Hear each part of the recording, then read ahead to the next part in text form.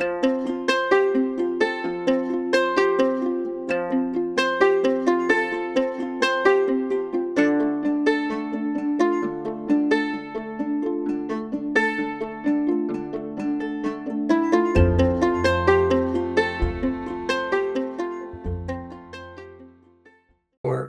Alan Mandell and No, he already Carmen here. He already Sirianni. here. What? He already here. Hi, Alan. Who? Hello. Alan? Yes, hello. Hello. Hello. I don't see him. Alan, yes. Yes, say, Frank. Hi. Good to see you. Pleasure. There you So, are. everyone already here. Would you like to start, Frank? Well, we're waiting for Carmen Sirianni. Let's give him another minute. Sure.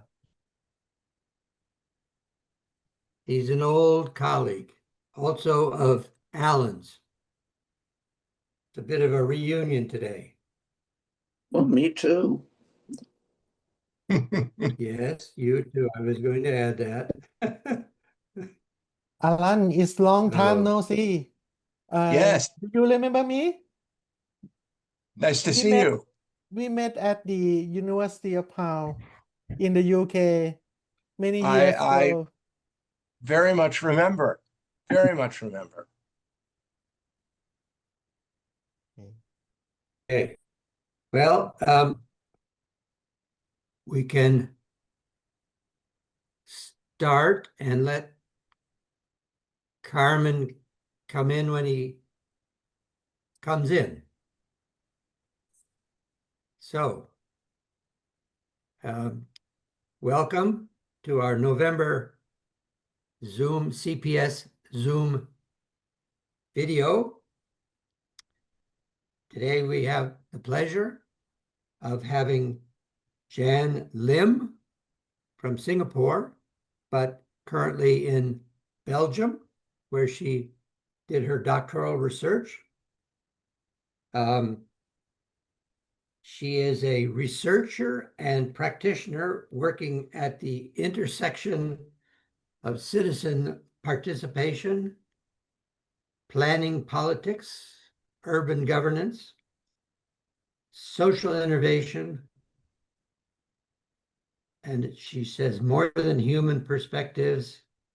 She'll have to explain exactly what she means by that, and climate action. She's the co-founder and director of research and strategy at Participate in Design, a Singapore-based non-profit consultancy that designs and implements community-based participatory processes for urban design and planning projects. She's also a research associate at the Department of Architecture. She is an architect at KU Leuven in Belgium, where she obtained her D last year. And part of what she's presenting here is from that work. She, I know her because she was a student, or I should just say participant of mine in a workshop that I did in the French Alps. And she was my stellar participant. So with that, I turn it over to you, Jan, who has 35 minutes, and then we'll have a discussion. Thank you, Floor is Frank. yours. Hi, everyone. Thank you. Thank you for the very kind introduction. Let me share my slides first Yes. so we can get this going. I hope this is the correct. Okay. I hope everyone can see this, the slides. Yes. Yeah, great. Anyway, good evening, good morning, good afternoon. I don't know, everyone is in a different time zone. Glad to be here. Today, my presentation is titled Recovering the Political in Urban Participation. And I will talk about this through the case of Singapore. I present some snapshots from my PhD research that I completed last year on citizen participation in urban planning. And I draw on perspectives from both research and practice. Before I begin, just to set some definitions, I take a very broad view of participation. So for me, it's not just government-led attempts to engage the public, but also forms of activism from civil society, because all of these are activities that have the intention to influence what happens to our spaces and our environment. And my research examines how participation has been depoliticized in Singapore's urban planning context. And so that means I have to engage with the notion of the political that has been talked about in different literatures from post-politics, agonistic planning, and so on. But here, the political is defined as the moment of opening up possible alternatives to the social-political order to produce multiple imaginings and futures for the city. So when participation is depoliticized, what it means is that these moments cannot emerge. Even though people come in and it looks like, there's very democratic processes happening, they can hardly result in a real viable alternative for how the city should develop. There has been a lot of discussion on why this happens and how this happens. For example, one of the classic strategies is how governments can limit the range of issues that are up for public debate by framing them as technical issues and giving that to experts to solve. So in the Singapore context, then it's a very fascinating case to research this phenomenon. And I say this not only just because I'm from there and I have my practice there, but also because of its political and institutional environment. So Singapore is a city-state in Southeast Asia. It's been continuously ruled by one political party, the PAP, or People's Action Party, since 1959. And they have been elected into parliament again and again for various reasons that I will share in a bit. The planning system in Singapore is highly centralized. As a city-state, there is one national planning authority that oversees the long-term planning of the country, and various other agencies that take care of different portions of it. And also the state is often considered a very paternalistic, so where the government makes decisions, on behalf of the people for the good of the people. Now, one of the reasons why the PAP government has been very successful at maintaining its very hegemonic position in Singapore society is because of its ability to ensure the continuous economic development of the country. And so here, there's a political scientist, Kenneth Portan, who says, the government has been so successful at developing Singapore from a third world to a first world country in just a very short span of time, that most Singaporeans do not see the need for a civil society of organizations that are just not as capable as a very strong state. So that's one of the kind of underlying societal dynamics that we often see here and we often recognize. But besides that, there's also another part of our Singapore history that is not so widely discussed nowadays, and that has to do with what happened in the 1960s, between the 60s and the 80s, when there was a very vibrant civil society with trade unions on the scene, with student activists. And over time, during that period after Singapore gained independence from the British, the PAP government introduced various laws and regulations that gradually suppressed all these left-wing politics.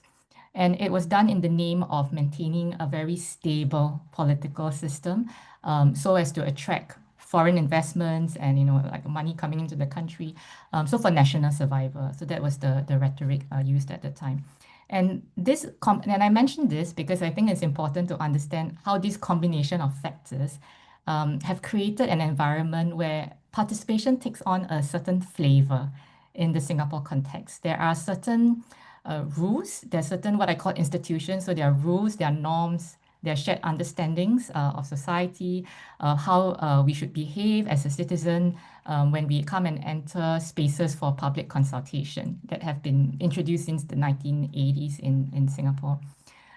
And so what I wanted to do in my research was to study how these institutions have shaped the participatory landscape.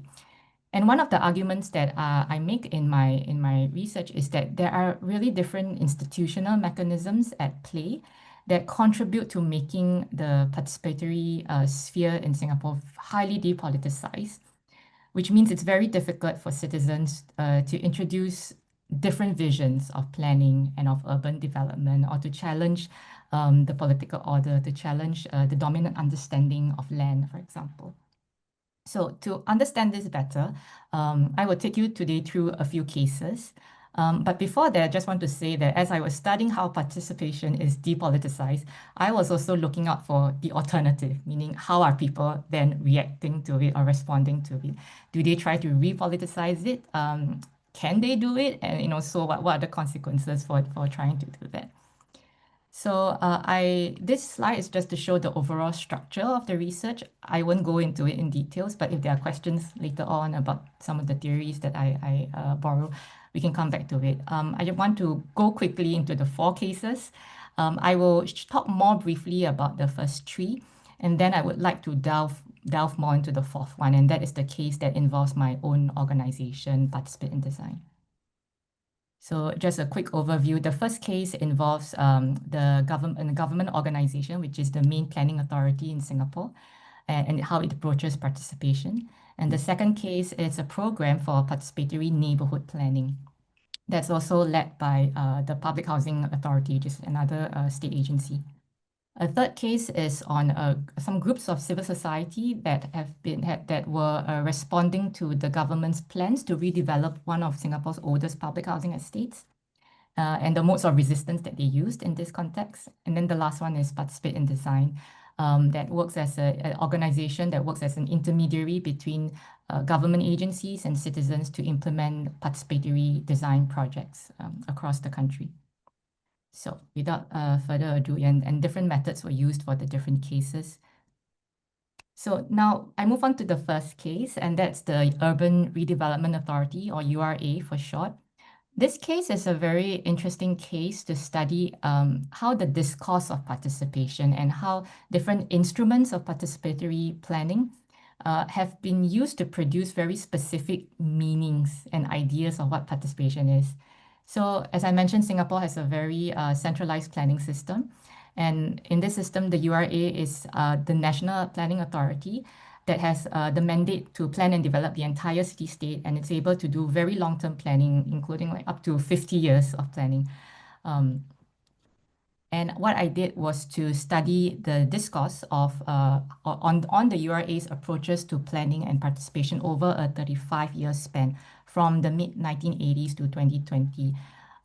And one of the things that really struck me in this study was, as I traced the ways in which participation has developed over the years, the form has changed. So starting from a very strong focus on involving private sector developers and architects and built environment professionals, to involving the larger public, but still very select members of the public. They call them like informed citizens, until the present day, where the focus is very much on co-creation and ground up. So here the URA takes a very different role, where they create programs and grants for citizens to propose their own project and to activate spaces around the city, much more in line with the idea of placemaking.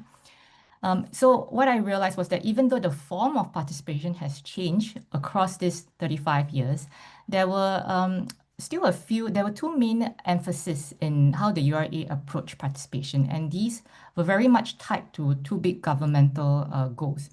One was on building the Singapore economic competitiveness of the country, and the second one was on using participation to build a stronger sense of national identity. So what happened during this time was that there were attempts also to then de-emphasize the political function of participation, which was about making decisions, influencing decisions, and discussing differences in how people saw what was in the public interest. So one of our former ministers was quoted as saying, for example, the test of engagement is not so much whether proposals are changed, right, because of people coming into the process. It is that, well, we had given people a chance to look at the proposals, we took in their comments, we listened to them. So it's more from a procedural perspective, but not so much in terms of the outcomes.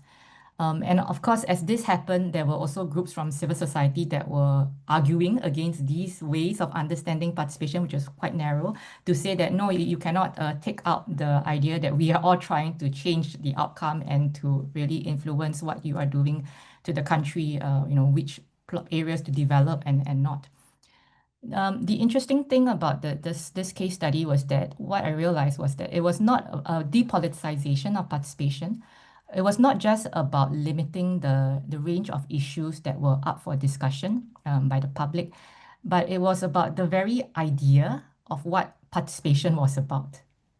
And this, I argued that it was a way also for the government to open up room for people, for citizens to get involved while still maintaining the current planning system and the political system. So it's a depoliticization at the level of the construct of participation in this case. Okay.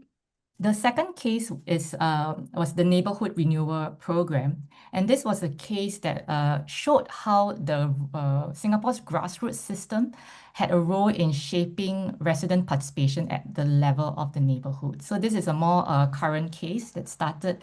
For us, we were looking at 4 cases in the NRP from the 2017 onwards. Now, the NRP is a key government program for participatory planning in Singapore's public housing estates. So to give some context, in Singapore's context, public housing refers to state-built and state-subsidized mass housing, where 80% of the population lives. And the NRP is one of the Public Housing Authority's main strategies for renewing older neighborhoods. And compared to other programs and other strategies, this NRP gives residents a larger role in deciding what kind of improvements to make about their neighborhood. And I studied 4 projects in the NRP that PID, Participate in Design, was involved in. So if you look at the whole process, there are different parts, different moments where residents can come in. But one of the interesting things is to note is that certain residents do play larger roles in the program. And they are almost exclusively members of Singapore's grassroots organizations who would be invited to be part of the working committee. And the working committee is one that makes the eventual decisions for how the neighborhood should be improved, what suggestions are adopted or not. And they are, and the other people in the committee would be the local member of parliament, so the local politician, some of the government bodies, including HDB, the Housing Authority, and also the architecture consultants, for example. In the Singapore context, these grassroots organizations, they are not bottom-up groups in the usual way that we understand grassroots, but they emerge from a system that is created by the Singapore government from the 1960s. They function as a kind of para-political entity that connects the government to the people. So one of the things they do, for example, is to help the government achieve certain objectives for social and cultural integration. And they also help to convey residents' feedback to government agencies. Now, in the case of the NRP, it's very interesting to see how the residents who were participating in it and the ones who are involved in the grassroots organizations carried with them the institutional logics from the grassroots into the NRP.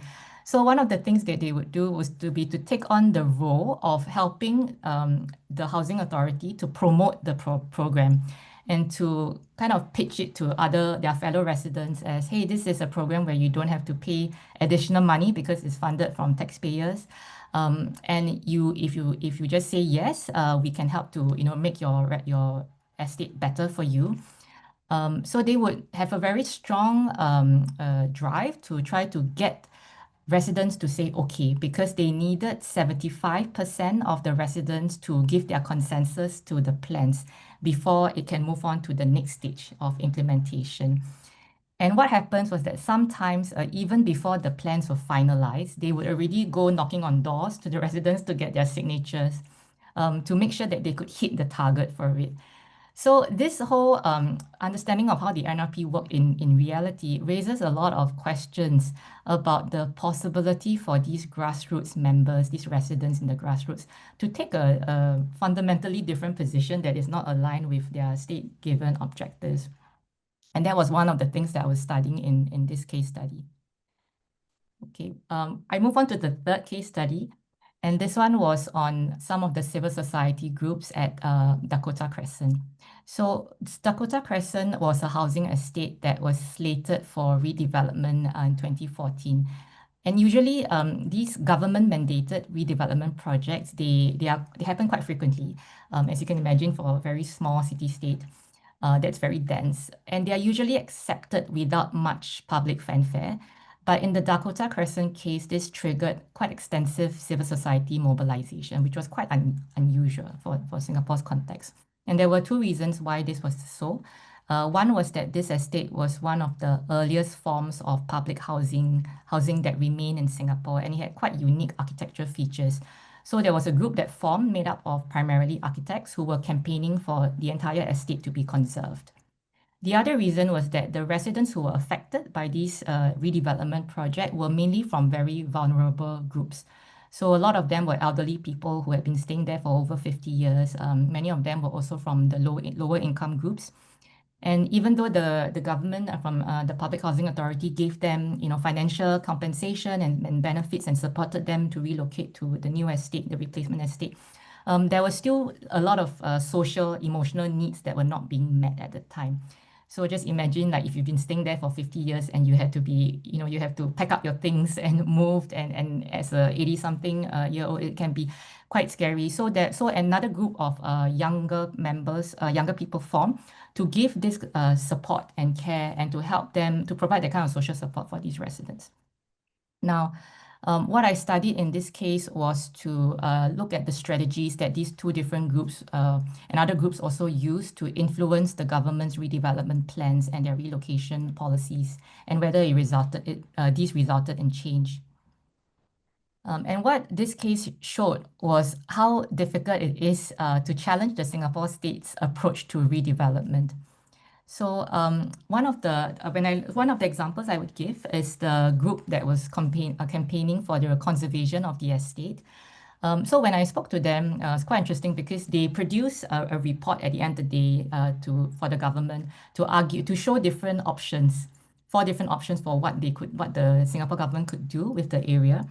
But when I spoke to them, they actually said they wanted to really, they were very, at first they were really insistent on arguing for the entire estate to be conserved. But when they thought about it amongst themselves, right, they realized that if they did that, they might not be taken seriously. And so one of their members told me, I told the team that we cannot save all the blocks because we are a land scarce nation, right? It's difficult to tell the government that you want to keep everything. So how are you going to argue your case so that you can actually have a higher success rate? And what I realized was happening was that these groups, for example, they would moderate their own position in order to look more credible, to show that they were a more reasonable group and to try to gain then the state support for it. So civil society actors can be very cautious and quite strategic in how they try to influence the government's plans and policies. And in this case, it did work because they moderated themselves and they produced options, to show that they were reasonable and they were seriously considering all the other competing needs for the land. They managed to get the support of one of the local member of parliament, who then put it up for discussion in parliament. And the interesting thing too was that they were not just working with state actors, but they were working with other actors outside it to create alternative discourses. One of them was like a theatre group that put on a show in the area, and they managed then to produce more criticisms of the way the government has been approaching redevelopment. And so it was it's quite interesting to see how civil society groups like, in this case, Save Dakota Crescent, that's the conservation group, tried to navigate the landscape of planning in Singapore to push for change. And in the end, what happened in this particular example was that the government did revise their plan. So they didn't conserve the entire estate, but they conserved a part of it. So there was like a partial success from this, their attempts to save the area. Okay, and so these are some broader strokes that I gave for the first 3 cases. I would like to spend a little bit more time, if we still have time, on the 4th case, which is participate in design. I think this case will also make it clearer how society actors, in this case, a group of participatory design practitioners that I'm part of, have also learned to navigate the institutional landscape in Singapore over time. So Participate in Design, or PID for short, we are a non-profit organization that I co-founded in 2013. And as I said, it acts as an intermediary between citizens and government agencies. And it provides, most of the work is done through the form of consultation services So we provide consultancy services to government and also non-government organizations. And I studied PID's roles and our strategies and the kind of impact we have made over a 10-year period from 2013 to 2023. And this research was done collaboratively with my fellow colleagues also at PID and our team of volunteers. And what we identified through this process was that there were three main phases of our organization's trajectory. And I would share some stories from each of these. So firstly, there's what I call the early years. And this was the period of just starting up PID. At the time, there were various considerations for how we should approach how we should try to make change. So although me and my co-founder, our initial understanding was always that we wanted to really change the power relations, right, with that structure, planning and design, decision making. We were quite careful, or we chose to be quite careful to frame ourselves in less politicized ways. Meaning, instead of positioning ourselves as like an advocacy group or as a group of activists, we decided that it would be more strategic to work as consultants and as experts, or to make ourselves experts, to learn to become experts that can then provide services to government organizations. And there were a few reasons for this, but one of them was because we were thinking about, well, it's planning and it's design. And in Singapore, the government is the dominant land owner. It owns, I think 90% of the land, even till today. And so if we wanted to really enter into these planning and design processes, we had to work with them. The other consideration was also things that we learned just from observing other civil society groups and realizing that there seems to be a certain privileging of service-oriented groups, like groups that provide services to the state or to different community groups, rather and over groups that engage in more political forms of advocacy. And so kind of taking all these into account, we decided, well, let's try it first as a consultancy. And so one of the things we did was to build up our portfolio, our methodology. Also, we did research. We came up with some steps that we could then use to convince people to let us test this methodology in different neighborhood design projects. And from there, we were able to get our first few spatial design projects. And compared to what was happening at that time, our methods were really more about going down to the ground and getting people to understand design and planning issues, making it easier also for us to understand their lived experiences.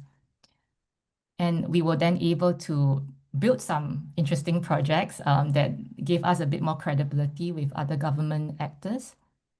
And one of the things, the comments we would get, for example, is that, PID, well, you have shown that you can build trusting relationships with people from the grassroots organizations that I mentioned, also with government actors, because you represented them professionally.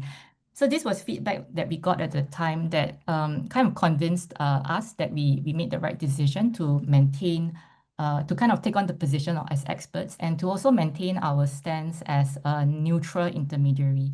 So not taking the side of either the community or the government, but coming in and saying that, okay, we are trying to bridge different perspectives together. And from there, we were able to then gain initial acceptance into state-sponsored spaces for participatory design and planning.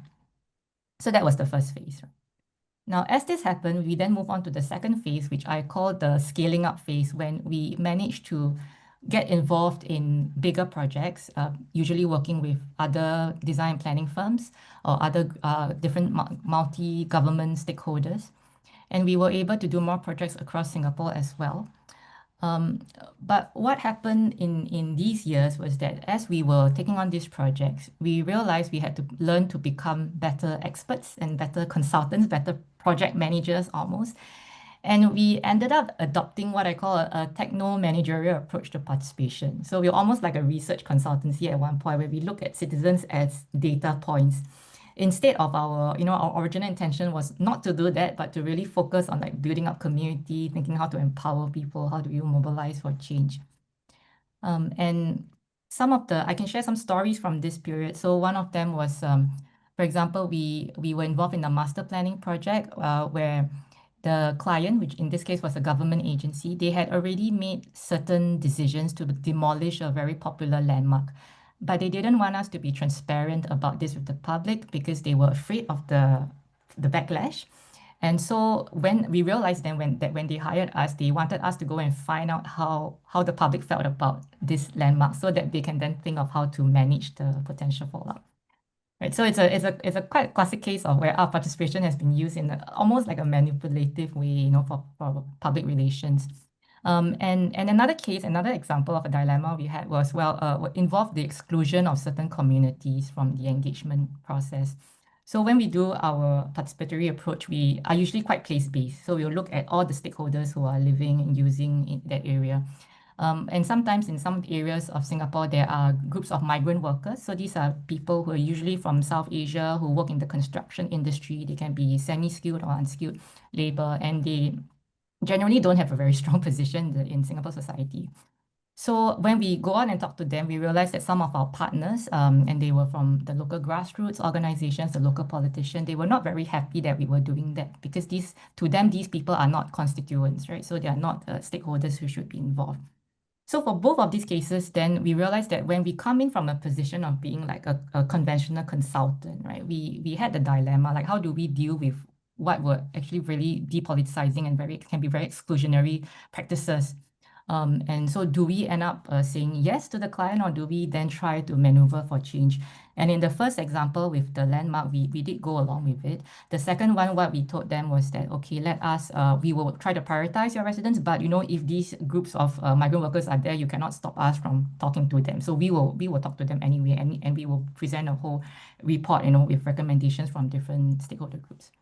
But what we realized that if we continue to go on into these big projects without like a strategy to deal with this kind of approaches, we would end up reproducing this very managerial way of approaching participation, which was not what we really intended to do.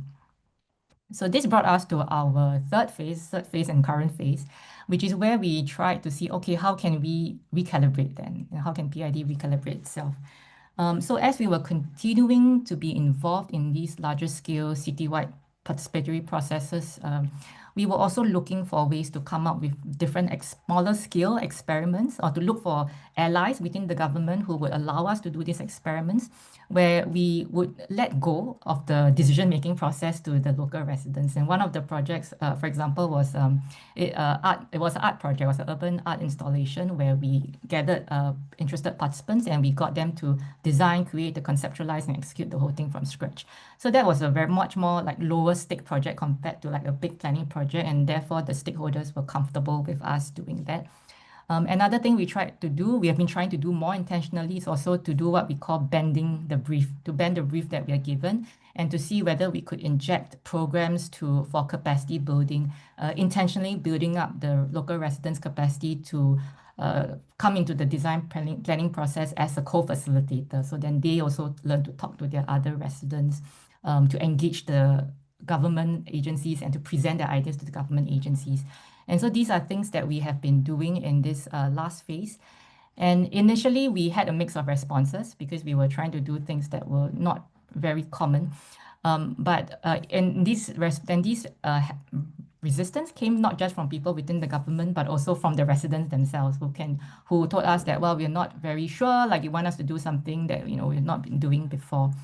But over time, we saw that they managed to gain more confidence in the process. So for example, one of the cases here was working with the Center for Livable Cities. So in this case, it's a government agency, a government think tank. And in this case, they were more progressive because they said, well, we want you to train the residents on how to come up with a kind of a climate resilience project for their own neighborhood. So we had a very strong mandate, and we were able to go in and help them along with a lot of other stakeholders and consultants involved.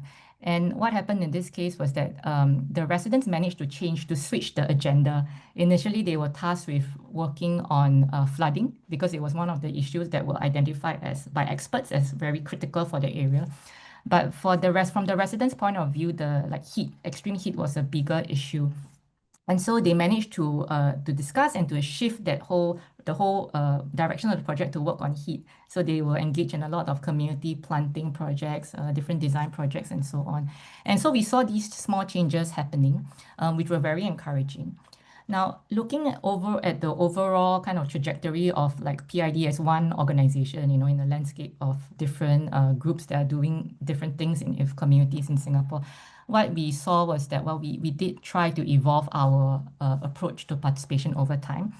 And much like the civil society actors in the earlier case in Dakota Crescent, PID was also learning to balance between maintaining quite warm relations with the state actors who are our biggest client, our biggest collaborator, but still also trying to open up other possibilities for what participatory design and planning could be.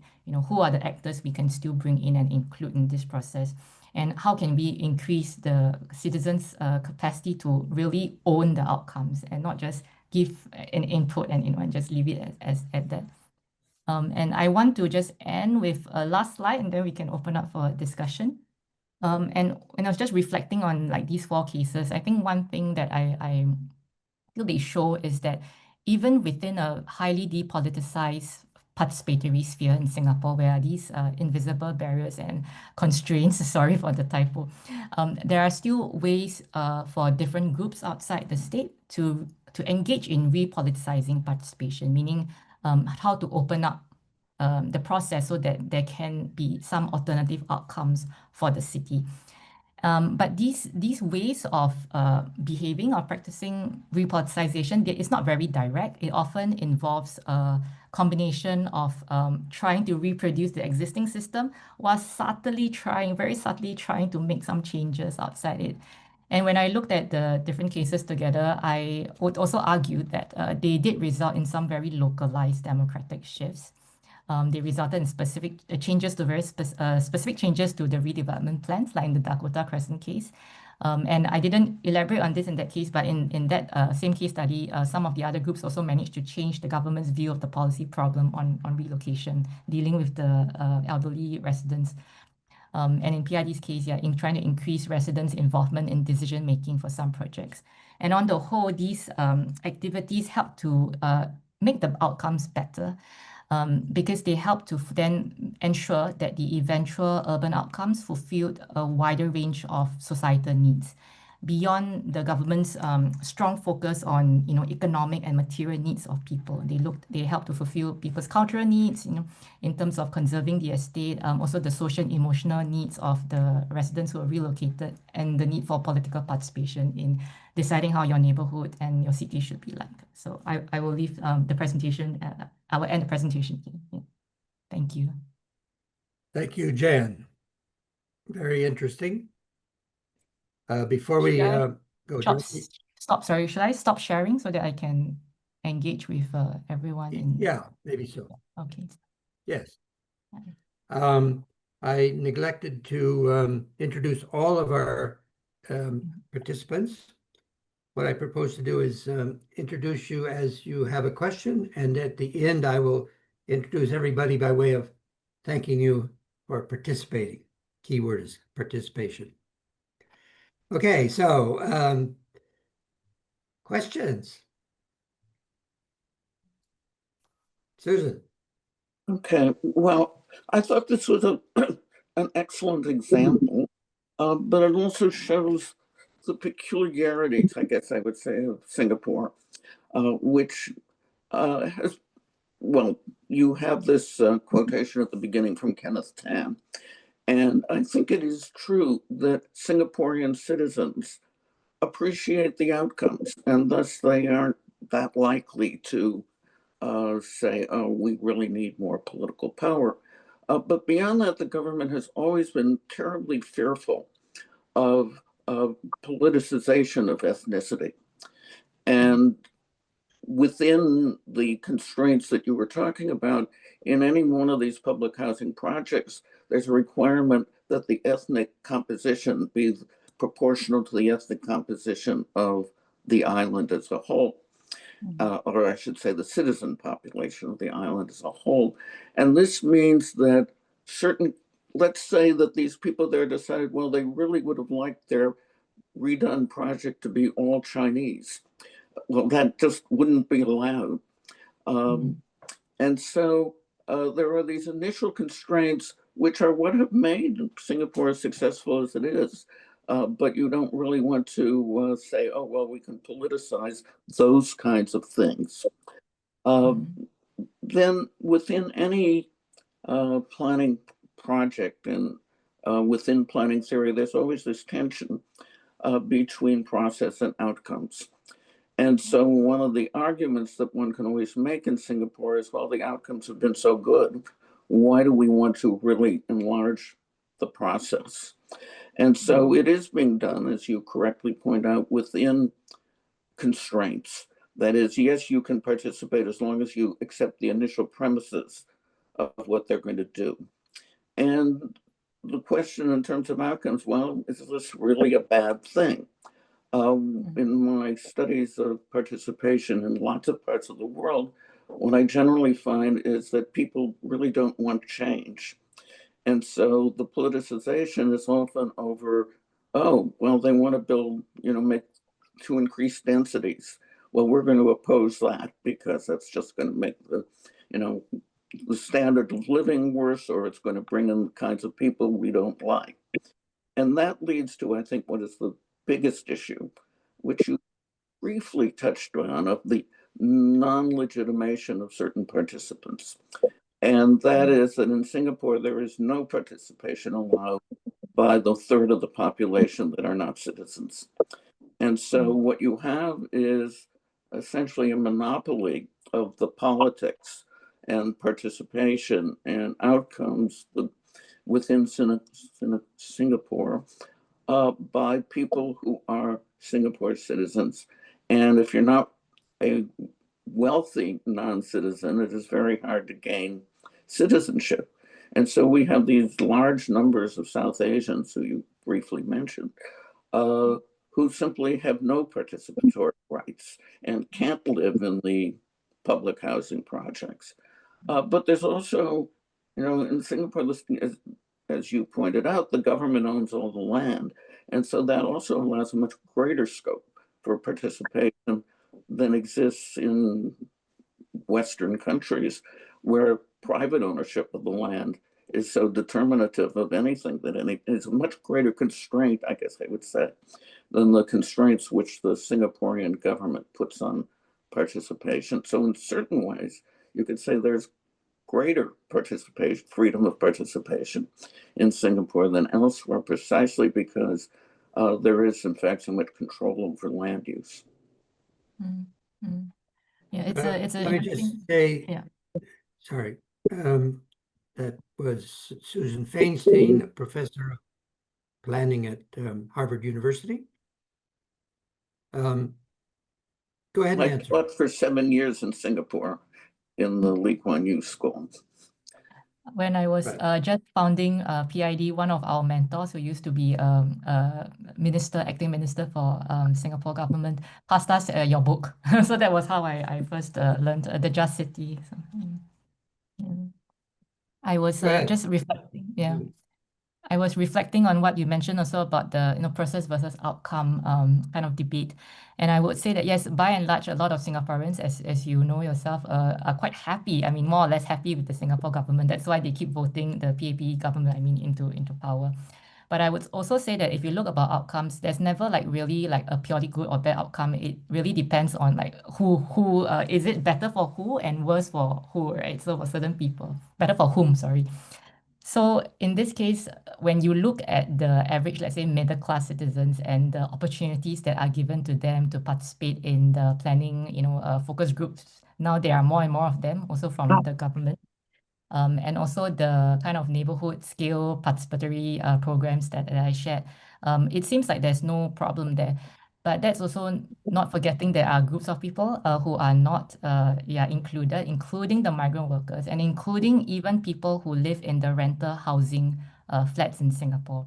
So because Singapore has such a high degree of home ownership, where most people have the kind of support from the government policies, right, to buy public housing. These rental housing residents tend to be left out. They tend to be forgotten.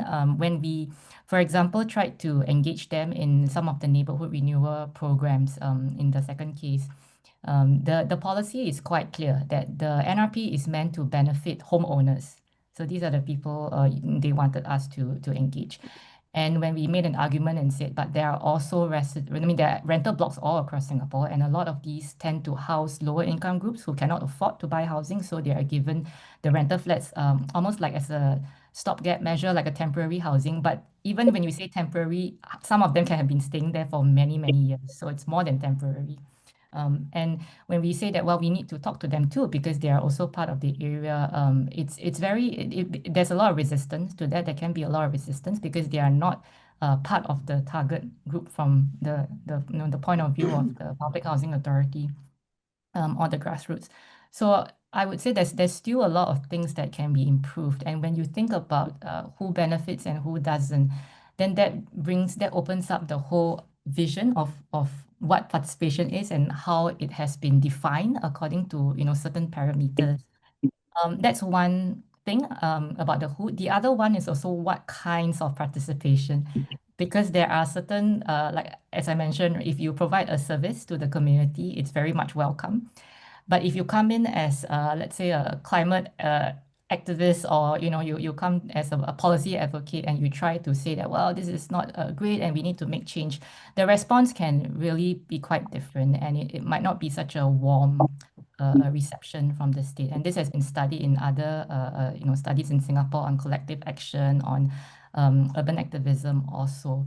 And in the Dakota Crescent case, I saw some elements of that happening, where the groups were intentionally, they were quite careful to frame themselves as trying to help the government to improve the plan or to make it better, to improve the relocation policy, and that they were not fundamentally contesting it and trying to encourage the elderly residents to squat there and not to resist the relocation. So there were these attempts that were happening, which also means that the range of ways in which a citizen in Singapore can participate, can try to make change, it's naturally then narrowed, because some avenues are just less viable, or they look less viable than other avenues. So, next intervention here. Yeah. Frank, hi. Carmen. Hi, Carmen. This is Carmen Sirianni, but I'll let each person introduce themselves before they. Okay. ask the Yeah, I'm question. Carmen Sirianni. I'm an emeritus professor at Brandeis University, Sociology and Public Policy. And I have done some study of, I did some work on Seattle. In fact, I presented it in Singapore about 10 years ago on their, neighborhood planning. And right now I'm doing some work on, civic collaboration around climate issues, sustainability, resilience, et cetera. So first I wanted to say a great paper. I mean, I have to read the whole thing, and it seems very careful in terms of case studies, and kudos to you for doing that last project yourself. I'm sure that you'll get some grief about how that fits in, it can be compared with some of the others, but I think that was great. So one of the things I just wanted to say, along with what Susan said, was at some point, not necessarily now, and you've answered some of it, is when we think of politicization, say in US cities, the issue of what the urban regime actors, the whole range of urban regime actors that vie for power in various ways, comes into play. And this seems incredibly reduced, as Susan, said. But I wanted to follow up on one of the last things you said. So when a climate activist comes in, so on the one hand, you're implying, or, explicitly saying there's a kind of grassroots, potentially, well, maybe not protest, but, classic activism. And I want to know more about that. And also within the planning, the participatory process, are people or groups stepping forward and saying, well, how do we green our building? How do we, is there a green building strategy? Maybe there's already one going on in Singapore. Are there people vying for community garden spaces or any of the number of other ways in which, groups, say in the US and other places would say, we need to reduce carbon, we need to make parts of, the city more resilient, environmentally just, etc. How do those come into play in a place like Singapore? Yeah, thanks, Carmen, for your questions. When you talk about green building and community gardens, these are very much part of the state-endorsed approaches to taking climate action. So, for example, we have buildings in Singapore that are promoted as like net zero buildings, and they receive state funding for it. The community gardens, there's a whole scheme from the National Parks Board that explicitly kind of it's an institutionalized form of community gardening because they give support to groups in residents in the housing estates who want to build it. So for these areas, I don't imagine that you can get a lot of resistance because there is already a landscape that's very well prepared for it. But then aside from that, there are also, for example, a lot of young youth activist groups who work on climate action, and their approaches are quite different. So a lot of times it's through social media. And that's also something that in the case of the Urban Redevelopment Authority, the first case I saw more in the last phase of the 35-year span, where there were different civil society actors were learning to use social media to open up the discourse on what is possible in Singapore. And that became a very powerful wave of, they call it like civic cyber activism. So going on Facebook, even on Instagram, talking about, kind of presenting the narrative quite differently from the conventional understanding. So one of the groups right now, for example, is the climate rally group. They organize like these big rallies every year, every other year, but they also have a very active a very active account in Singapore where they look at policies that they don't agree on. For example, looking at land reclamation policies and how it affects neighboring countries. And then they create all these different like informational tidbits and they put it up, which is quite different from how, the kind of discourses that are happening elsewhere. Because if you look in what the Singapore government is doing, it looks like things are moving along, but then they bring up other issues that are not discussed. So the landscape is quite diverse when you look at it from these different angles. There are programs that are explicitly promoted from government actors together with other societal actors from the universities, for example, private sector. And then you have other groups that have a bit more leeway because they don't belong to any of these institutions and they promote their own understandings of climate action or what is good for the earth and the environment. Great. Thank you. Next question. I have one. I am the co-coordinator of this Critical Policy Studies Network and research associate at Humboldt University. How proactive are you when you engage with the citizens? I can imagine this changes as you move across the 4 cases, but particularly in the 4th case, how interactive are you? I mean, are you sort of on the sidelines, or are you actively sitting at the table, discussing the proposals with them, advocating proposals? How does that work? I can share a bit more about this, Frank. It depends on the project. For smaller projects, let's say with public spaces in the neighborhood estates, we can sometimes do it all the way from the start to the finish, to the construction. So then we are very much involved as the designer to work with the different stakeholders involved. For larger scale projects, what we do is that when we go out to the community and we work with them and we come up then with a set of recommendations together or like a design plan, we would present it on their behalf to the state actors or whoever is hired us to do the project. And then there would be a whole group of other consultants who are involved, like the architects, for example. And we try our best to communicate these findings to them to kind of impress upon them why residents felt very strongly about certain things or not, so that they could then take it into the rest of the procedure.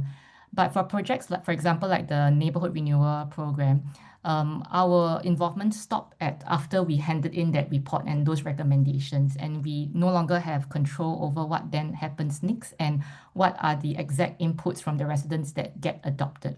And this has been something that was always quite frustrating for us, because we felt that we couldn't even kind of account for the feedback that was not taken up. We couldn't close the loop with the residents. And so therefore, over time, we also are kind of trying to see whether there is even space within the NRP to rethink this process, because it makes it very difficult for us to do our job as a consultant, where we feel we also have an obligation back to the community. Yeah. Thank you. Anybody else want to jump in? Severine van Bommel? Thank you. Introduce Thank you very yourself, much. Severine. Sure. So, hi, Jen. So I'm Severine van Bommel. I'm originally Dutch, but currently I'm living and working in Australia. The field that I work in is, well, I think I'm more like an interdisciplinary type of scientist, but I do work a lot on participatory processes, mostly in relation to environmental issues and agriculture a bit as well. And I'm currently working with the University of Queensland as associate professor. My question is a very different one. I think when Frank introduced you, I think Frank said something about your interest. I think it was multi-species approaches or more than human. So I was wondering if you could elaborate on that a bit, and maybe I didn't understand it well, but yeah, I'm just curious. Yeah. No problem. Thanks, Severine. It's a more current interest of mine. So I did not touch on this perspective in my earlier research, as you saw, but it's something that I've been also thinking about, because I suppose it comes from reflecting on the research that I've done on participation in my own practice, and feeling like there's things that we haven't really done yet, which is to look at how our work can engage with climate issues and environmental problems, right? And so this more than human perspective was one thing that I'm exploring now, both in my next research as well as with PID, on how can we expand our approach to participation so that it also includes other species. We are looking at soil, for example, and how designers and planners tend to treat it as a very invisible thing, like as dirt is inert. We excavate it and we and we build over it, we seal it and we compact it without really considering the consequences for what happens to it. So thinking about not just the land as like a property and capital, but looking at it as a living body. This is something that is more current that's happening. So it's not something that I can show or I've showed, but that's I hope that answers your question. It's a curiosity of mine also. Yeah, whether I can learn to change my own ontological position when I go into this view, thinking about ethics of care for nature, seeing ourselves as part of nature and so on. Yeah, no, thanks. Great. That's fantastic. Now, the reason I was asking is because I've been sort of struggling with that same sort of question, that if we broaden participation to not just include people, but also other more than human sort of, well, species, or perhaps even beyond that, soil, things like that. And for me, that interest sort of came from this was a community-based process in Namibia, where the San people in the Kalahari Desert felt that the elephants needed to be included as a stakeholder in a multi-stakeholder negotiation. So Yes. that sort of that triggered my interest in terms of, hey, Yeah. and in this case, it was the San people themselves that then sort of spoke for the elephants. But it raises some very interesting questions of who can then speak for the non-humans or our non-human counterparts, or how can we include these non-human counterparts in participatory processes. So that's why I was curious if maybe you had found some solutions that I haven't found yet, but yes.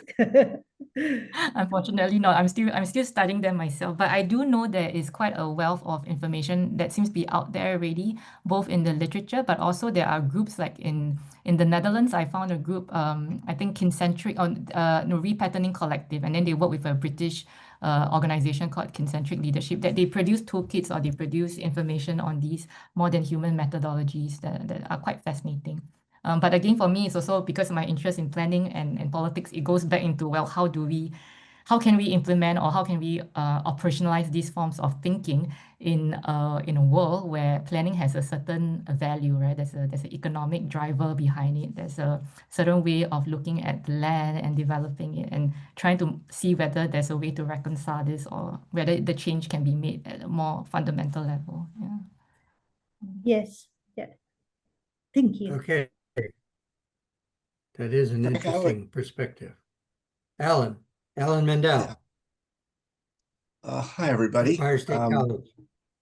Alan Mandell. I'm Emeritus Professor of Sociology, Adult Education at part of the State University of New York.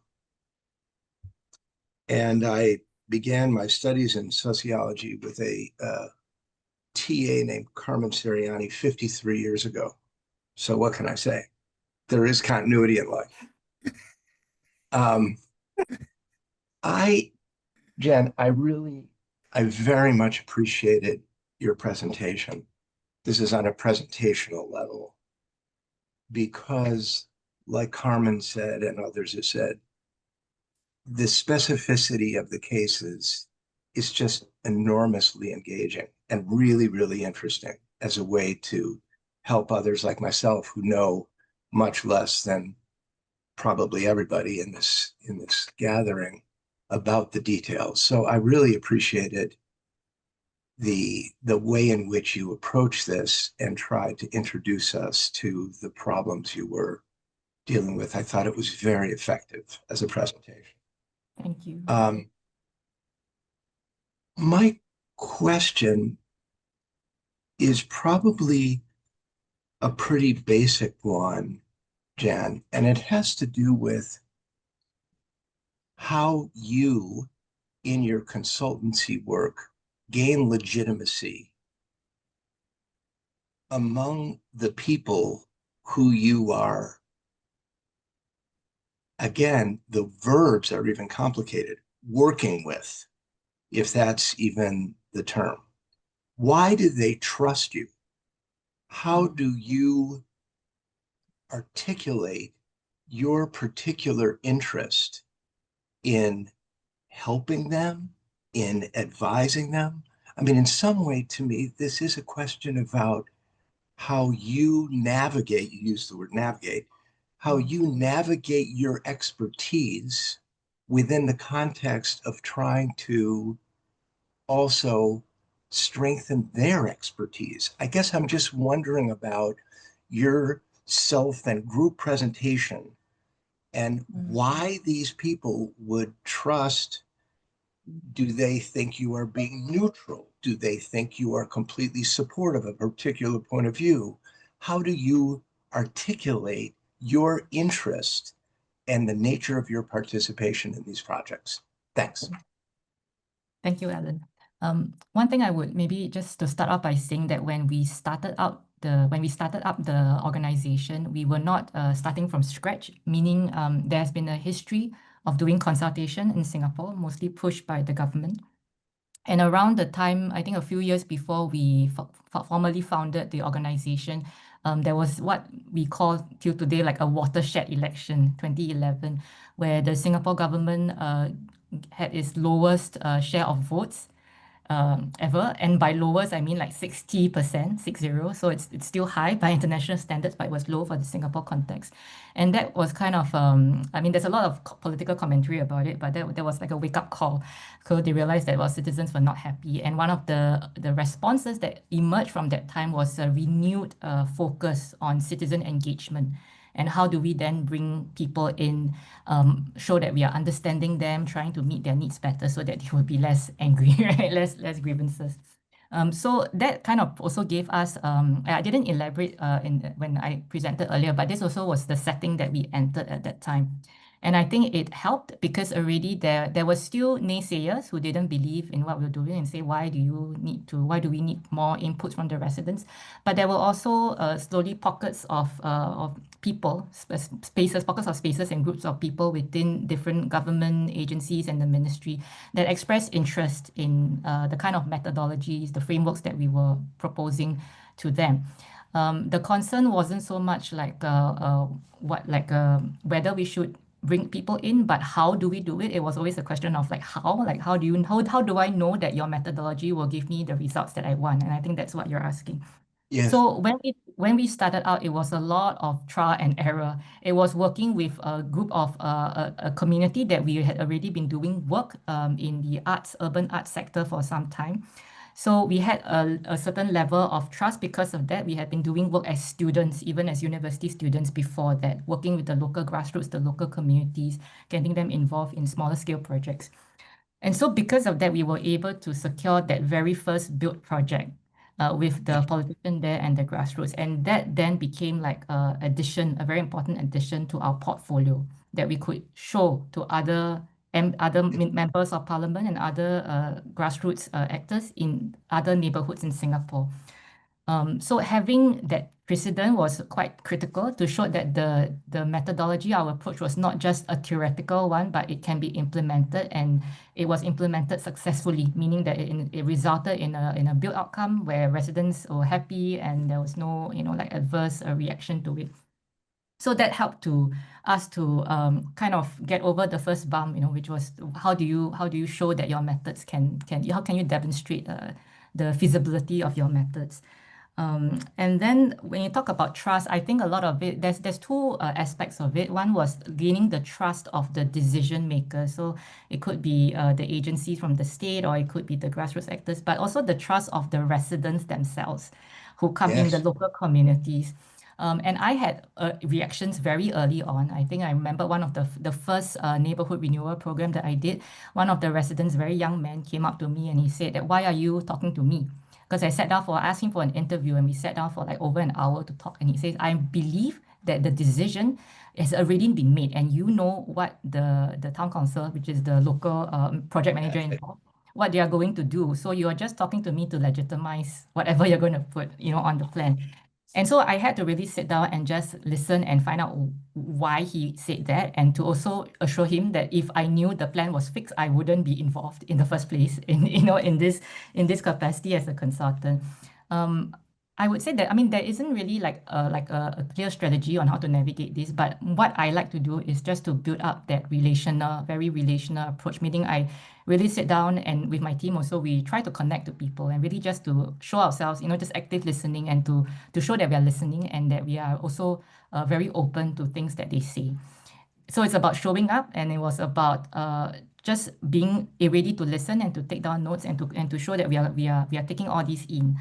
And I think that helped. It's a very slow process because it's really one-to-one. It's showing up there and then going and talking to people. But over time, I think that helped also to build up our reputation in a way, so people know that, okay, PID, this is a group that, yes, you can talk to them because they help us and they convey our wishes, our desires to the decision makers. Yeah.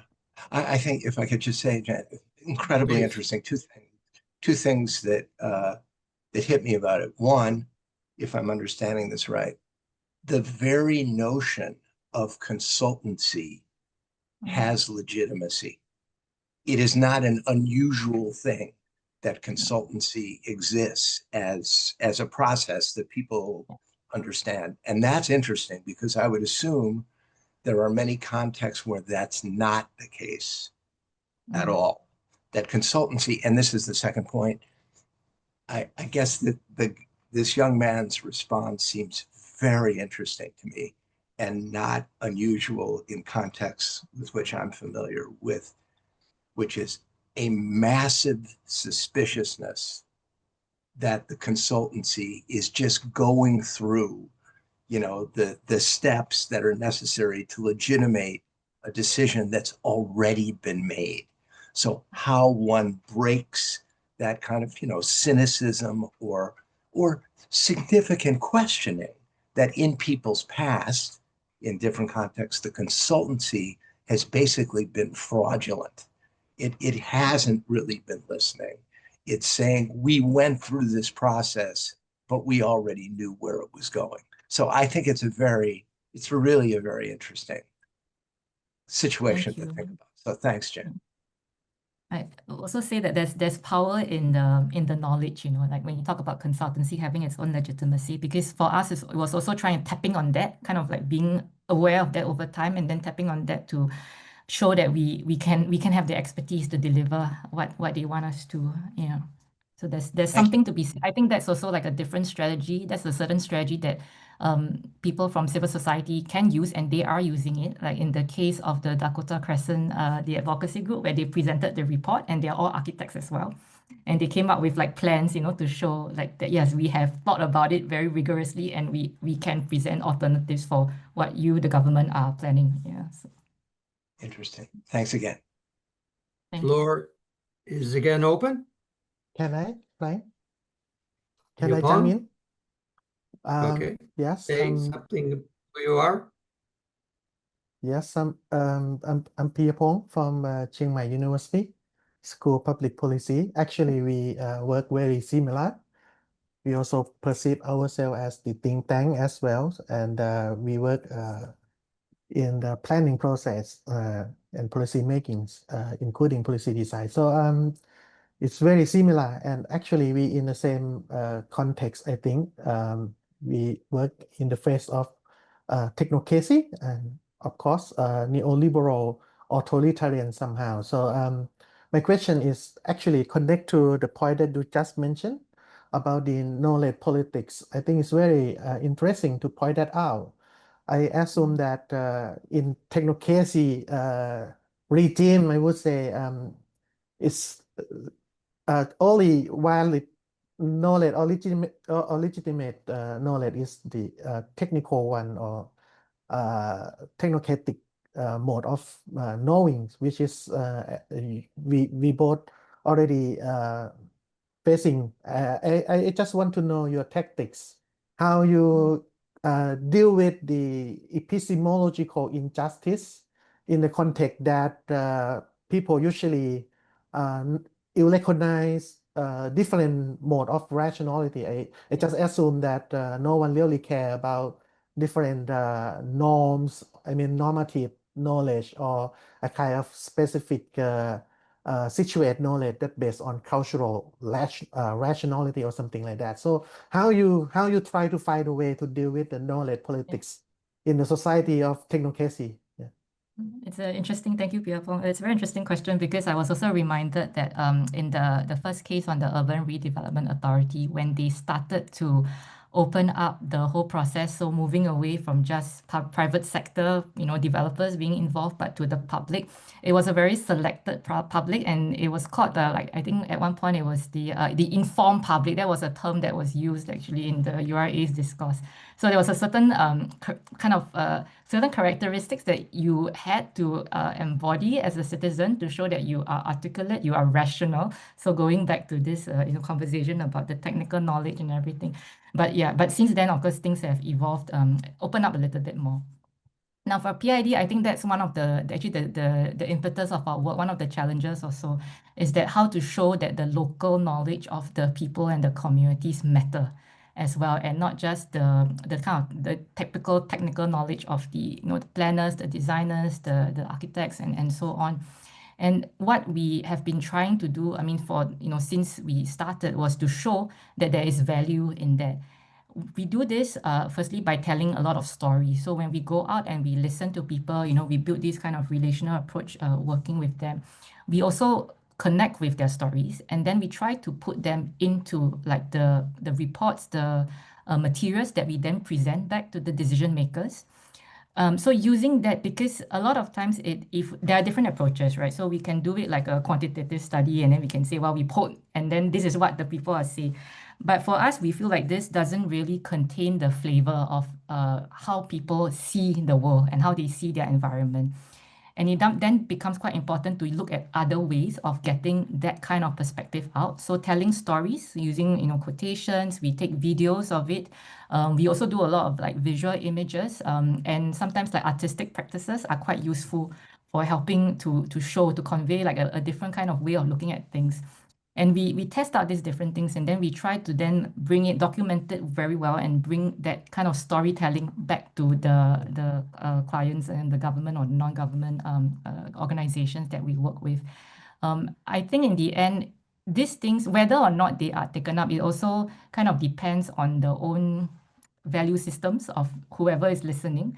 And so we still have people, even till today, who would say, yeah, I mean, these are very good, but we have other considerations. We have to deal with, let's say, right now we are working on a mobility project. So it's a big project, it's a big multimodal transportation corridor across Singapore. And there's different ways of looking at the problem, right? So you can say that on one hand, there is, it's an engineering problem. And so we don't need residents involved. Like, it doesn't matter what they say. We need to solve the number of vehicles that have to move from left to right. But then we work on these like tours. We bring residents on these walking tours, cycling tours to experience this stretch of land across the city, and to get them to tell us and to show to the government people in the transportation authorities also how they actually experience things and how they see it, and to make this very like evocative, so that they get it when they listen to it. The decision makers, they understand, at least they appreciate a little bit stronger where the residents are coming from. So I think it's also about taking it down to that level of that very, the everyday life, and to get people to kind of connect to it. So not just as somebody who's making decisions, but like as a father, of a young child trying to cross the road, or as somebody who needs to use this space on a regular basis. How do you bring that back to that level so that they can see? And that's something that we try to do very much at Participate in Design. Yeah. Thank you. Fascinating. Thank you. We have about 15 minutes. Anybody else want to jump in here? Or anybody who's already raised questions, like Susan, want to say something else? Yeah. Well, I think your group is really, quite a wonderful addition to the Singapore civic landscape, and represents, I guess I'd say, a loosening up of the government. But that raises a question, because any group to come into existence in Singapore has to get government approval. That is, you can't even have 3 people in a meeting without it being registered with the government. So I was wondering if you had any trouble getting approval. And secondly, whether you think the new government, which is the first time, in a very long time, that the government hasn't really been, well, since British colonialism, that the Lee family has not been really running the country. So I was wondering if the change of government has made any difference. Okay, thank you, Susan, for your questions. The first part about the first question on approval, it's a very tacit approval. So there's no, it's about knowing whether you can be accepted into the system. And for us, that was really, I think now I would say that we are very much in the system. At the beginning, we were not sure, and we were trying to be. And therefore, I mentioned like the first phase of PID was this, I call it like self-depoliticization. We had to make ourselves look like we are just, being constructive. We are not politically threatening. It was quite intentional, actually, when I think back about it, because we were all also quite aware that, we were like just two quite fresh out of college people, and then we didn't know if we would be taken seriously. So it was something that we felt was important, and the way we went about it then was to actively look for these people who were already within the establishment, who we could work with. So we had been working, I mentioned this briefly earlier, we had been doing some art projects in one of the communities, and that was in MacPherson, as a community in the southeastern part of Singapore. And we've been working there as students, so me and my co-founder. So when we were developing PID and thinking about seriously starting it up as an organization, we also went back to them to kind of say that, hey, we want to do this further, and to come up with like a whole, we want to provide this as a consultancy service to see that whether we could test out this for a built project. And that was how at that time we managed to get an okay from the member of parliament who then took over that estate, who was also quite young and very interested in our process. So we managed to work with them, and then that gave us legitimacy to work with other members of parliament from the PAP in other areas. So that was, and also I think through the networks that we were building over time with different government actors in the Public Housing Authority, with the Urban Redevelopment Authority, that also helped us to come in. So it's about knowing, it's about getting to know people and trying to understand how they work and what they think, and then making ourselves useful to that one, not forgetting our own objective, which was to really open up that space of participation and still maintaining an eye on that.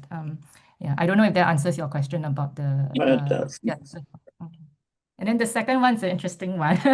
I know this is being recorded, so let's see what happens after we talk about this. But no, I'm just joking. We have a new. So for those who might not be aware, we have a new Prime Minister quite recently, and so far, I think what we are seeing are signs. We actually have worked with him before in one of the neighborhood renewal programs. So that was some years back, and that was before we even were aware that he was, on the short list to run for Prime Minister. But I think we do see signs that are quite positive, I would say, at least at this point. We have to observe and see what happens next. But so far, at least from the past experiences with him, we felt that he was one of the actors who seemed quite open, who really genuinely seemed to care about, involving residents and to let us experiment also, and to give us, at least for PID, a bit more autonomy to do what we wanted to do. So it was a positive experience. And so I'm also quite optimistic, and hopefully we can see this happen, also implemented at the national scale, where there is a bigger change in the culture within the government bodies. My experiences, like doing research in Singapore, also is that a lot of times the people who are managing these participatory processes within the different government agencies and ministries, they do take their cue from the leaders at the top. So for them to have someone come out and say, yes, you can go ahead and, do it, really open up the whole participatory process, bring your staff and your employee, whoever you're working with into this process, make sure they're learning with you. That gives a very strong mandate for everyone to go ahead. Because without it, there is a lot of cautiousness on their part, where they are not they might be very reserved, and they are wondering, well, what is it going to cost me if I go into this with you and try to democratize the planning process a lot. So that's something that I would say it's very important also, that the leaders at the top are also giving these very strong signals, and the stronger the better, because sometimes it can be misread, or it doesn't give people enough trust that they are empowered at the level of the management level to do what they want to do, or to explore these alternative methods with us. Yeah. Maybe we have time for one more question. Norman? Do you want to make a Norman Fainstein, introduce yourself. Hi, I taught in Singapore with Susan for 7 years at the LKY school, and I am Professor Emeritus, President Emeritus at Connecticut College, anyway.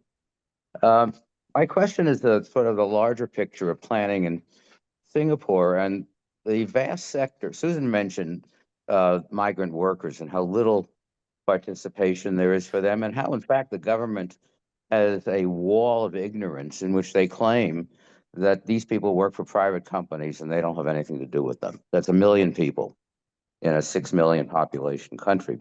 But the other area is vast development of in the private sector, whether it's, Orchard Road shopping centers or whole new land areas that are being filled in for essentially upper class development, or Sentosa Island, for example, too, in the past. What kind of participation can citizens have in these areas, which are essentially not HDB housing project areas or even transportation centers and neighborhoods, but are the fundamental developments going on around Singapore, where there actually seems to be very little planning? High rises are pushed up once again against another. There are but residential neighborhoods. What is the planning process, and what participation possibilities are there for, I don't know, what probably is 1/4 of the civilian land area of Singapore that is going up in private development? Yeah. That's the question. Thank you, Norman, for your question. It's very interesting. With the migrant workers, just a quick comment was that a lot of the push to involve them and to engage them currently is coming from civil society groups also who are advocating for their needs. So that's one thing. But in terms of coming into formal planning processes and design processes, as you rightly pointed out, there is no such mechanism. And it's it's a struggle that we've been trying to push also to get them involved. And we try to do it very subtly when we, insert the feedback into the comments. Without calling much attention to it because it doesn't seem to be very well received. But it's a struggle. The second question is a very interesting question that I don't think we talk enough about like these private sector led developments. Because so much of the development process has always been led by the Singapore state. But then again, there are these very huge projects and they are not usually done. There isn't a mechanism in place at this point to involve the larger public in thinking about, well, what happens to this and do we want these areas in our city, like to have like more shopping estates, more like rich people's playgrounds, right, to do this. And Singapore has very much become that because of the whole economic policies that we have. But what I do see though are that the sentiments from the citizens seem to come out in other ways. So I think, for example, just observations of growing inequalities among the different social classes in Singapore, it's something that is coming up again and again. It comes up every election. So that's something that I'm pretty sure the government has it's kind of taking the temperature on and is realizing that, this is quite an important thing that can make or break the politics in Singapore. So that's something that so I don't know if this means then that we can open up more space. Maybe we should to talk about this way of developing the country with our regular man on the street or person on the street. Maybe that's something that PID should also work on, I think. Yeah. Because a lot of for us, our projects are mainly government-led, and we have tried in the past to even work with some of these private developers, but we didn't get a very good feeling about their motivations for doing participation, and like going back to the whole debate about is it legitimizing the decisions that were made or not. So far we have mainly not chosen not to go into these projects with them. But thinking about the bigger kind of, developmental urban futures for Singapore, I think that's something that would be quite interesting indeed to open up the discourse and to get people to talk about it. And not just wait for every election before they get angry and then they start to have their, add their grievances in that way. I don't think we need to wait for them. Yeah. But thank you for pointing that out. We're basically out of time, but I think we could squeeze in one more comment or question if anybody has one. Larissa, do you want to add anything? Don't have to, but I... Oh, okay. Thank you, Professor. I'm just thinking about, I'm Larice, I'm doing my PhD. I'm doing my PhD in Brazil, but now I'm at Humboldt University with Professor Frank. So I just think about participatory governance when you are talking about participatory process. And I always think about equity in all this process, what equity means, if there are some issue about the equity, but you really talked about the inequalities in Singapore, and this will be maybe the next step for discussing our project, I don't know. But in Brazil, we had a lot of experience in participatory process in different areas, and we discussed a lot about who participated and from whom, who these people represents and what are they proposed. So this is a question for me, and I want to study this at the moment, in not the same process, not in planning process, in farmers, for women farmers in Brazil, and that's it. I just think about that. Thank you, Jan. Thank you thank you, Larice, for your comment. Maybe just to, I don't know if you have time, I can just quickly respond to that. Right. I think Yes. Yeah, when we were also thinking about participation and kind of conceptualizing the methodologies that PID would take, it was from a point of understanding that at that time, at least for Singapore, and for many years from the 1990s, the kind of dynamic in Singapore at the time was not so much that there was like groups of marginalized communities and they were not involved and they were excluded, because it was like the majority of people were excluded, with the working classes and the middle classes together were not part of usually the regular planning debates. And so it was really trying to kind of get this idea of this, the masses in. But since then, I think that has been, done more and more, even by the state actors themselves. So indeed, then this is the time where we start bringing in all these more invisible actors, the migrant workers, the other, like the renter housing communities that I mentioned, and bring them into the thing. So that is definitely also in the pipeline for PID and what we can do. But the encouraging thing is that there's also civil society groups that are looking out for these groups, and working with them would be a very interesting option indeed. Yeah. Okay, thank you, Jan, for a very interesting presentation about 4 important projects. I think we'll stay in touch about this in the future. Thank you. I thank all the discussants for your attendance and participation. So with that, thank you for everyone for your comments and for listening and sharing your thoughts also. It's very good Okay. to have this opportunity to discuss it with you. Yes. Thank Okay. you. Thank you. Yeah. So see you next Bye-bye. time. Yeah. Bye-bye. Bye-bye. Bye-bye.